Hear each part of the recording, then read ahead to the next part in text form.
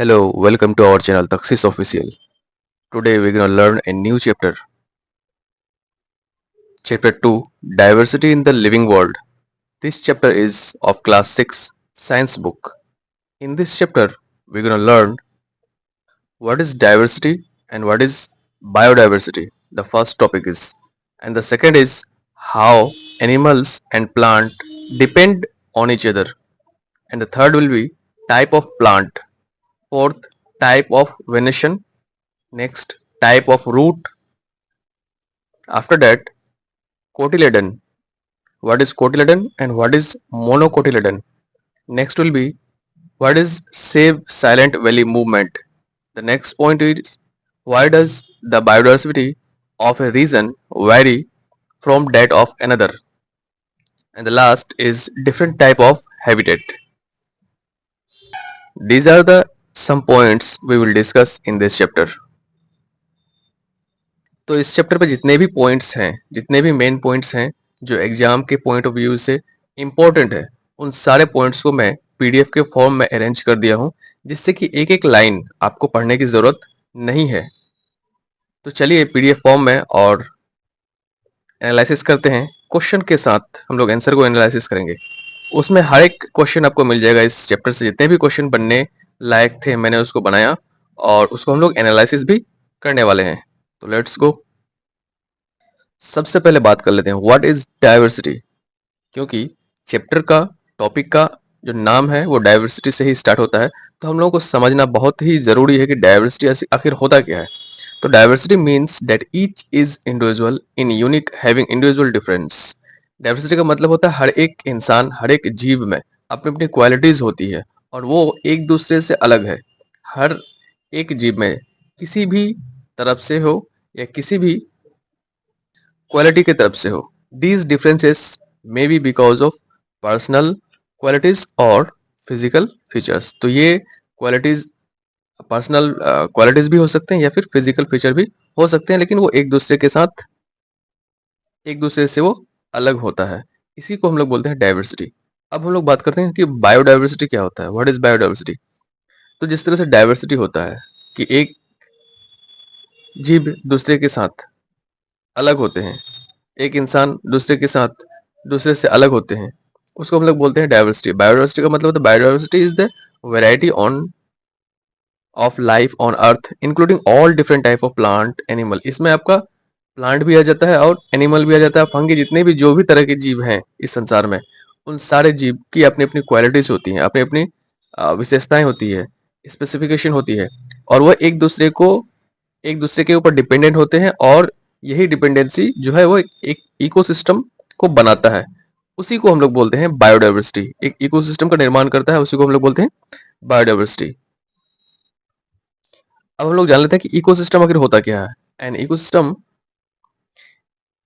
is a community of living organism that their physical environment that interact with each other। एक ecosystem जो होते हैं वो क्या होते हैं, कम्युनिटी ऑफ लिविंग ऑर्गेनिज्म। जो जीव होते हैं जिसके अंदर जान होते हैं, उसकी एक कम्युनिटी होती है और उसका एक फिजिकल एनवायरनमेंट होता है, जिससे कि वो एक दूसरे पे डिपेंडेंट होते हैं। उसी को मिलाकर के ही एक इकोसिस्टम का निर्माण होता है।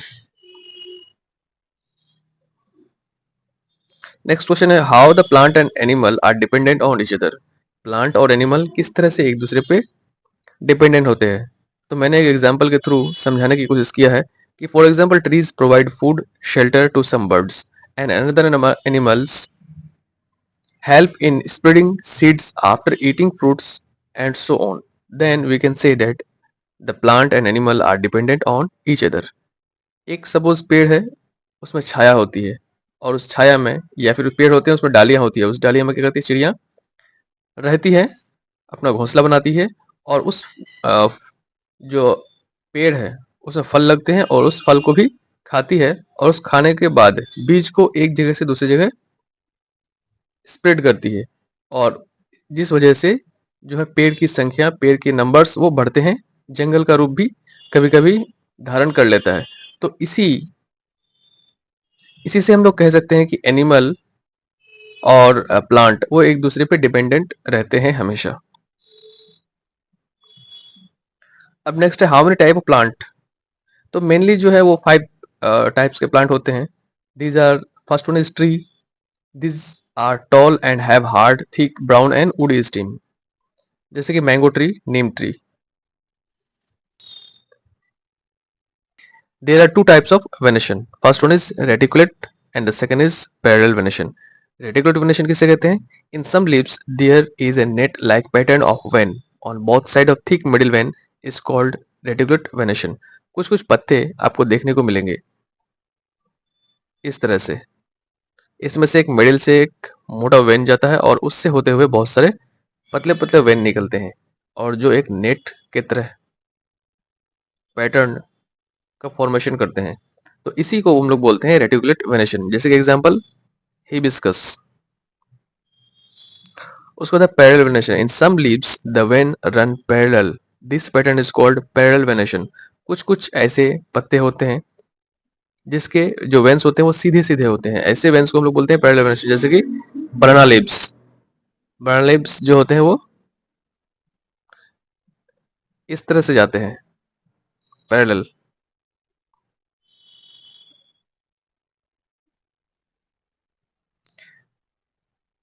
तो ये हो गया वेनेशन, टाइप ऑफ वेनेशन। अब हम लोग जानते हैं कि टाइप ऑफ रूट्स कितने तरह के होते हैं। तो रूट्स दो तरह के होते हैं mainly. The first one is tap root and the second root is fibrous root. Tap root क्या है? The root consist of one main root and small side roots arising from it. This main root is called tap root.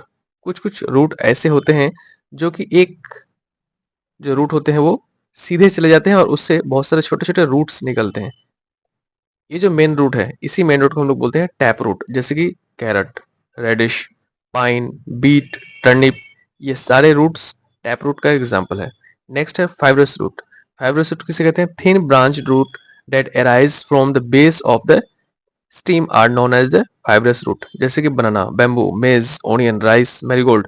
कुछ कुछ कुछ कुछ जो पौधे होते हैं वो क्या होते हैं? जो रूट्स होते हैं किसी एक जगह से निकलते हैं, उसके बेस पॉइंट से निकलते हैं। हर एक रूट का एक अपना वे होता है। ऐसे रूट्स को हम लोग बोलते हैं fibrous root.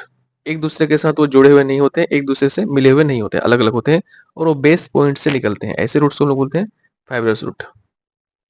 Next one is give some example which have reticulate venation and tap root. ऐसे एग्जांपल देना है जिसमें रेटिकुलेट वेनेशन भी हो और वो टैप रूट भी हो।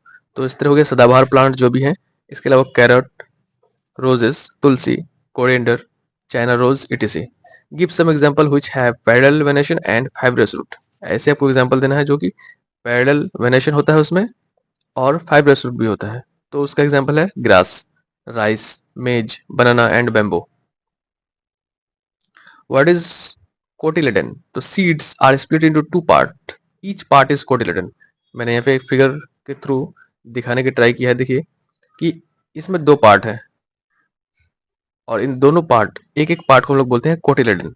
तो कोटिलेडन कितने तरह के होते हैं? तो कोटिलेडन होते हैं दो तरह के। एक होता है डाइकोटिलेडन। तो plant have seeds with two cotyledon are called dicotyledon. जो अभी आपने पौधा देखा, जो ये जो पौधा देख रहे हो आप, ये है चिकपी। तो इसके जो सीड्स होते हैं इसमें दो कोटिलेडन होते हैं, तो इसलिए इसको हम लोग बोलते हैं डाइकोटिलेडन। Example chickpea. उसके बाद एक है मोनोकोटिलेडन। मोनोकोटिलेडन का मतलब seeds that have a single thin cotyledon is called monocotyledon. जैसे कि मेज, मेज में ये जो मेज का जो आप सीड देख रहे हो इसमें दो नहीं होता है, सिंगल जुड़े होते हैं वो, इसलिए इसको हम लोग बोलते हैं मोनोकोटिलेडन। यहाँ पे आप फिगर में आप देख सकते हैं। नेक्स्ट क्वेश्चन है कि who is Janaki Ammal, what her role. तो आप बुक में आपको देखने को मिलेगा जानकी अम्मल के बारे में। तो Janaki Ammal was an Indian botanist dedicated to environment work. उन्होंने बहुत सारे काम किया इन्वायरमेंट को बचाने के लिए। And help to document and preserve India's rich plant diversity. He played a key role in the same Silent Valley movement. और इन्होंने साइलेंट वैली मूवमेंट में अपना अहम योगदान निभाया। तो जानकी अम्मल के बारे में आपको याद रखना है कि she is a Indian botanist. Next है what is save silent movement. This is the real story of forest in Palakkad district of Kerala, यह एक रियल स्टोरी है। एक्चुअली में Silent Valley national park Kerala में आपको देखने को मिलेंगे। तो केरल में जो नेशनल पार्क है, उस पार्क को बचाने की जो मूवमेंट थी, उसी मूवमेंट को हम लोग बोलते हैं silent Valley movement, save silent Valley movement. असल में बचाना क्या था कि जिसमें कि कुंटी पूजा एक रिवर था, उस रिवर के ऊपर से एक डैम बनाने वाला था। इसी डैम को रोकने के लिए वहां के लोगों ने प्रोटेस्ट किया और बाद में यह मूवमेंट सक्सेसफुल भी हुआ। तो इसी को हम लोग बोलते हैं save silent movement. Next, why does the biodiversity of a region vary from of another? Biodiversity जो होती है वो एक इलाके से दूसरे इलाके में अलग अलग क्यों होते हैं, डिफरेंट क्यों होते हैं? जैसे कि डेजर्ट एरिया में जो पौधे पाए जाते हैं, वही पौधे पहाड़ी इलाके में क्यों नहीं पाए जाते हैं, या ऐसी जगह में क्यों नहीं पाए जाते हैं जहाँ पे ठंडे हो? तो इसका हम लोग एग्जाम्पल के थ्रू समझने की ट्राई करते हैं। तो the main reason is constant temperature and climate. जो इसका मेन सबसे मेन रीजन क्या है, वो constant temperature and climate. As an example, जैसे कि कैक्टस जो होते हैं वो डेजर्ट एरिया में इसलिए होते हैं क्योंकि वहाँ पे पानी कम होते हैं, और उसके थॉर्न होते हैं, वो थॉर्न इसलिए होते हैं ताकि जो पानी हो वो इवापोरेशन कम हो, to save water from evaporation. उसी तरह से देवदार एक पेड़ है जो कि पहाड़ी इलाके में या ऐसी जगह में पाया जाता है जहाँ पे बर्फ गिरते हो। तो वो उसका जो शेप होता है वो कोनिकल होता है। वो कोनिकल इसलिए होता है ताकि उसके ऊपर अगर बर्फ गिरे तो वो स्लाइड होकर के नीचे में गिर जाए और पेड़ जो है वैसे का वैसे रहे। तो इसलिए हर एक जगह, हर एक अलग अलग जगह में अलग अलग तरह के पेड़ पौधे पाए जाते हैं। अब हम लोग देख लेते हैं, यहाँ पे देख पा रहे होंगे ये एक कैमल है। ये जो कैमल है ये लद्दाख में रहने वाला कैमल है, और एक कैमल जो है वो है कहाँ पे रहने वाला, तो ये है डेजर्ट में रहने वाला कैमल। इन दोनों में आपको डिफरेंसेस मिलेंगे। इन दोनों में क्या क्या डिफरेंस मिलेंगे? इन दोनों में डिफरेंस मिलेगा कि इसके जो कैमल डेजर्ट में रहते हैं उस कैमल के पैर लंबे होते हैं, और इसके अलावा पैर में गद्देदार होते हैं ताकि वह बालू में अच्छे से चल सके या फिर दौड़ सके। और इसके जो ये कुबड़ जो आपको देखने को मिल रहा है, इसमें वो पानी स्टोर करते हैं, जिस वजह से वो बहुत दिनों तक बिना पानी पिए ही रह सकते हैं। हालांकि राजस्थान में हो या फिर लद्दाख में हो, दोनों जगह पानी की कमी है, जिस वजह से दोनों ही कैमल के ऊपर में आपको कुबड़ देखने को अवश्य मिलेगा। अब एक चीज, एक डिफरेंस आपको जरूर देखने को मिलेगा कि राजस्थान के जो ऊंट हैं उसमें ज्यादा जो ये स्किन में हेयर्स हैं वो बहुत कम है, लेकिन वहीं पे आप देखेंगे कि लद्दाख में ठंडी होने की वजह से इसके शरीर में ज्यादा हेयर्स हैं। अपने आप को ये बचाने की वजह से ये इसके हेयर्स आए हैं। तो रीजन वाइज जो है प्लांट और एनिमल्स अपने आप को बचाने के लिए डिफरेंट टाइप के होते हैं। अब आते हैं हम लोग नेक्स्ट क्वेश्चन में, what is adaptation? The special feature that enable plant and animal to survive in particular region are called adaptation. Adaptation का मतलब होता है जो प्लांट हो या फिर एनिमल हो, उसके अंदर जो स्पेशल फीचर्स होते हैं किसी भी रीजन में रहने के लिए, किसी भी क्षेत्र में, एरिया में रहने के लिए, उसी को हम लोग बोलते हैं एडेप्टेशन। नेक्स्ट है, what is habitat? The place where plant and animal lives called habitat. This is not live, this is live, live. तो the place where plant and animal live is called habitat. तो plant या animal जहां पे रहते हैं उसको हम लोग बोलते हैं हैबिटेट। अच्छा, नेक्स्ट क्वेश्चन है, who is Salim Ali? Most important question. Salim Ali is an ornithologist and naturalist. He is known as Birdman of India. What is the meaning of ornithologist? A person who study about bird is called ornithologist. तो सलीम अली एक ऐसा व्यक्ति थे जो birds के बारे में ही खोज करते थे, तो इसलिए उसको हम लोग बोलते हैं ऑर्निथोलॉजिस्ट। तो he is known as birdman of India, इसलिए उसको बर्डमैन ऑफ इंडिया के नाम से भी जाना जाता है। Salim Ali national park, Salim Ali bird sanctuary, ये आपको देखने को मिलेंगे कश्मीर में। नेक्स्ट है, what is terrestrial habitat? Terrestrial habitat किसको कहेंगे? तो the plant and animals that live on land are said to live in terrestrial habitat.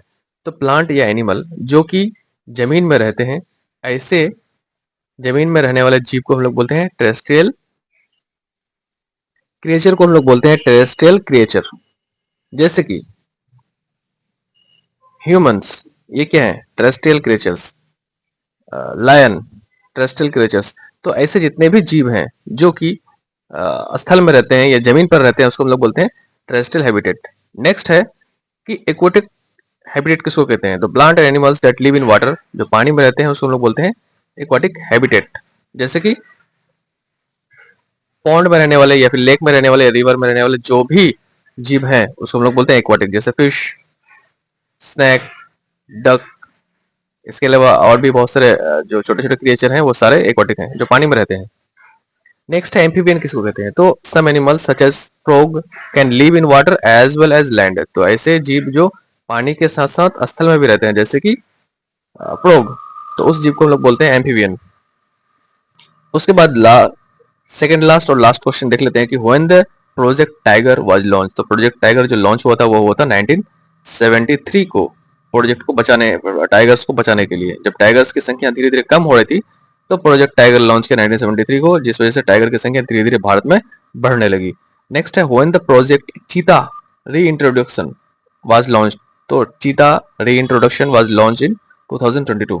तो ये थे क्वेश्चंस, ये थे और उसके आंसर्स। तो ये था chapter number 2, diversity in the living world. उम्मीद करते हैं कि सभी टॉपिक्स आपको अच्छे से समझ में आया होगा, सभी क्वेश्चन के आंसर आपको अच्छे से समझ में आए होंगे। अगर समझ में आया होगा तो वीडियो को लाइक करें और चैनल को सब्सक्राइब ज़रूर करें। अगर ये वीडियो आपको थोड़ा भी इंफॉर्मेटिव लगा होगा तो अपने दोस्तों के साथ ज़रूर शेयर करें। Thank you.